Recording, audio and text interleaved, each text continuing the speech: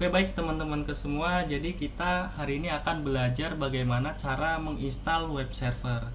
Langsung aja kita buka VirtualBox-nya yang sudah terinstall Ubuntu. Jadi apa sih web server itu? Jadi secara umum itu fungsinya web server itu untuk menyimpan, mengelola, dan mengirimkan berkas-berkas dalam bentuk halaman website ya kepada klien atau pengguna yang mengakses melalui browser mereka sendiri. Jadi secara sederhananya itu web server bertanggung jawab menyajikan halaman-halaman web kepada pengguna ketika mereka mengakses suatu situs web di browser mereka sendiri ya. Kemudian web server itu ada 3 macam komponen. Yang pertama ada Apache, kemudian ada PHP, dan MySQL. Yang pertama itu web server Apache ya, itu berfungsi untuk menerima dan permintaan HTTP dari klien. Biasanya itu browser web.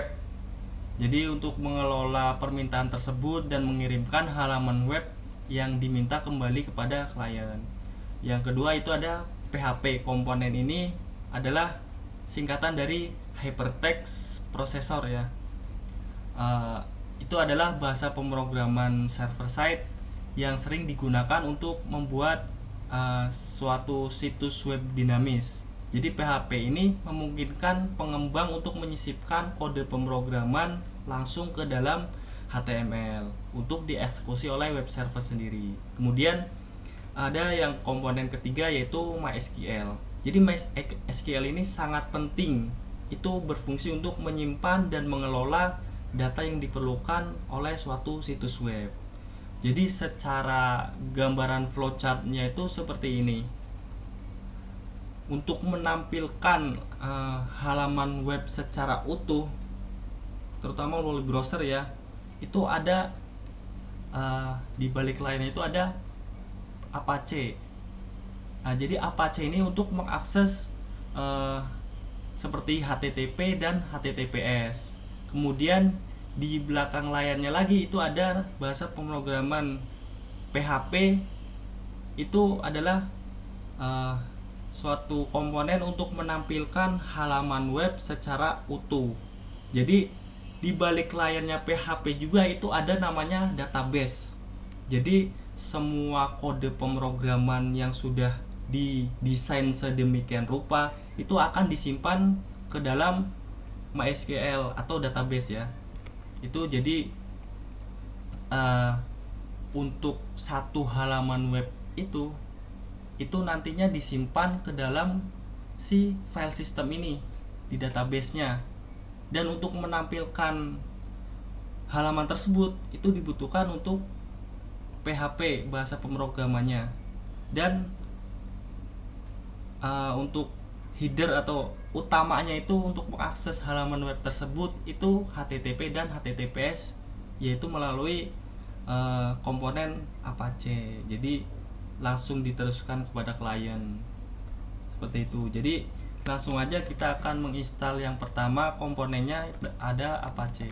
Kita buka terminal. Seperti biasa kita akan masuk ke sudo su. Buat yang belum tahu, ada di video sebelum-sebelumnya penjelasan mengenai sudo su ini ya. Ini bisa disebut juga kayak masuk sebagai administrator ya. Langsung aja kita apt update dulu. Jadi ini berfungsi untuk mengupdate beberapa pembaruan dan paket database pada sistem Linux, termasuk juga pembaruan keamanan dan informasi di dalam sistem Linux sendiri ya. Kita tunggu aja.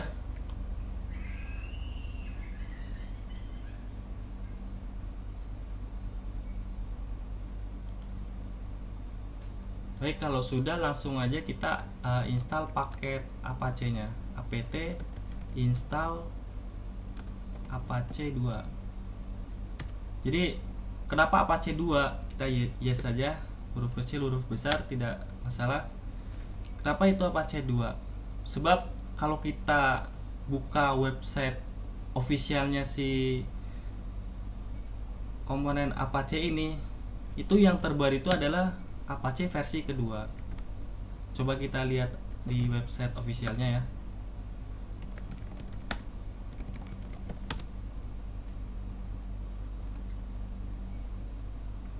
Nah, ini versi 2 ya.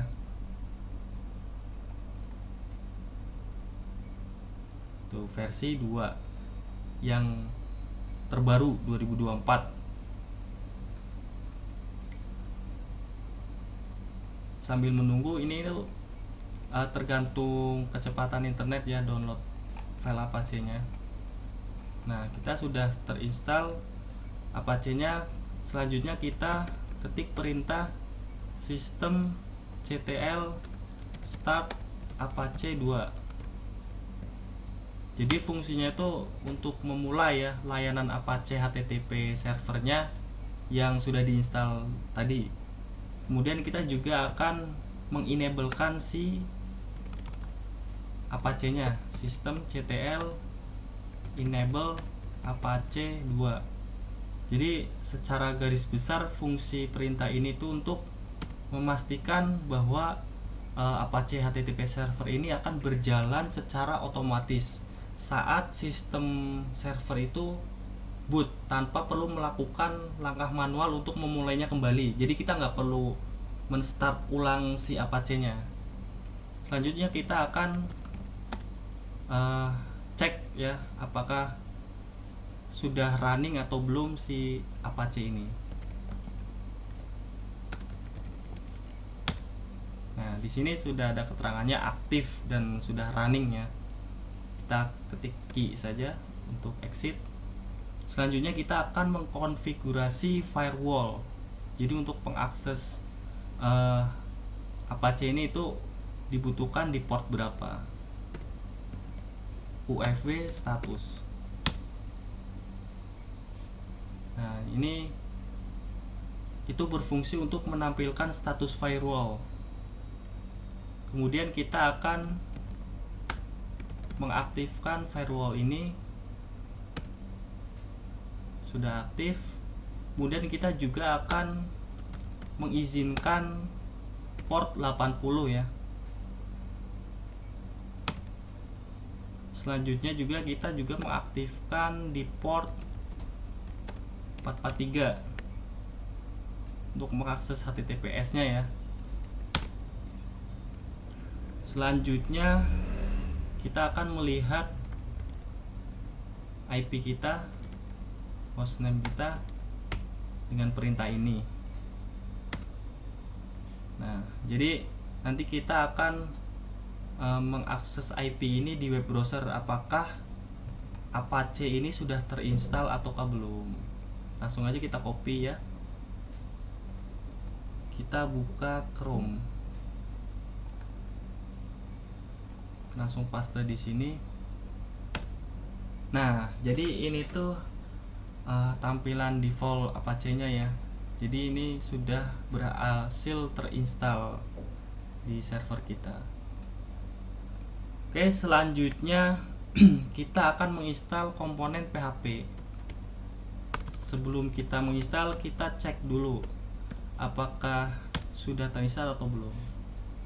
Nah, jadi belum ya, belum ada, belum terinstall. Langsung aja kita ketik apt install php 8.3. Yang terbaru itu 8.3 ya. Bisa kita cek sendiri di website officialnya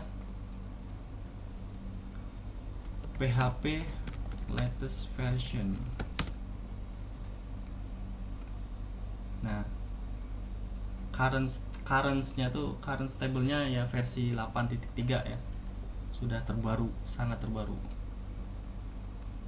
Oke, jadi ini belum bisa terinstall karena kita belum mengalokasikan di mana PHP ini akan diinstal. Jadi kita akan mengetik perintah add apt repository ppa -2 on dirij/php.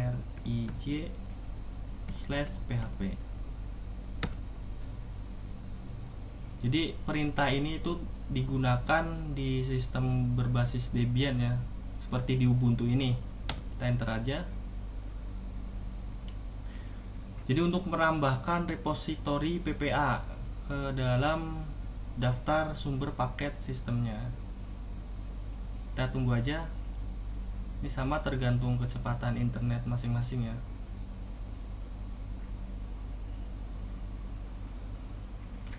Nah sudah, selanjutnya kita coba akan install ulang si PHP nya apakah sudah berhasil dialokasikan.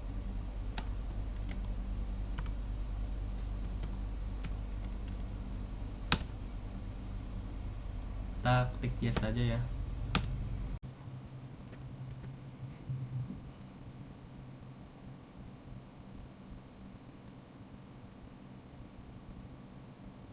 Oke baik, ini sudah terinstall. Selanjutnya kita akan coba cek ya apakah sudah versi terbaru atau belum.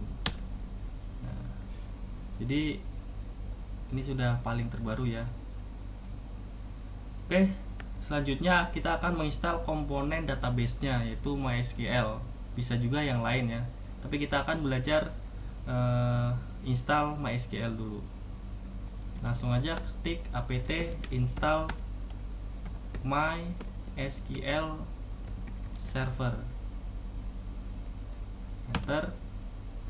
Oke baik teman-teman, jadi ini salah perintah ya, harusnya seperti ini, apt install MySQL server.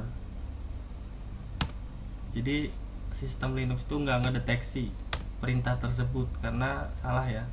Ini harusnya seperti ini, MySQL server, bukan dipisah ya. Kita tunggu aja proses instalasinya.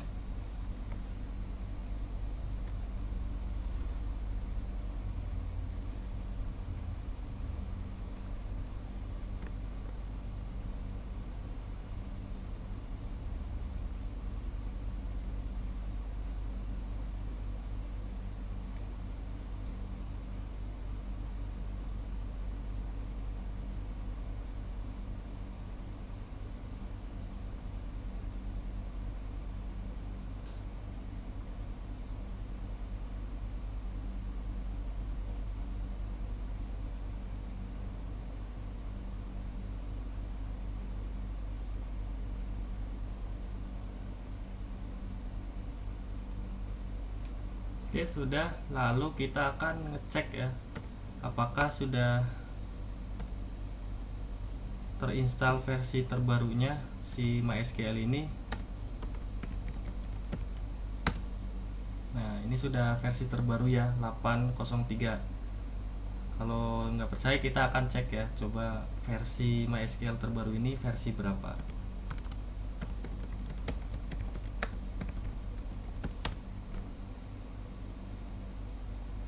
Tapi biasanya kalau kita tidak ngetik perintah manual si versi MySQL-nya itu sudah otomatis yang terbaru. Nah, ini versi yang terbarunya ya.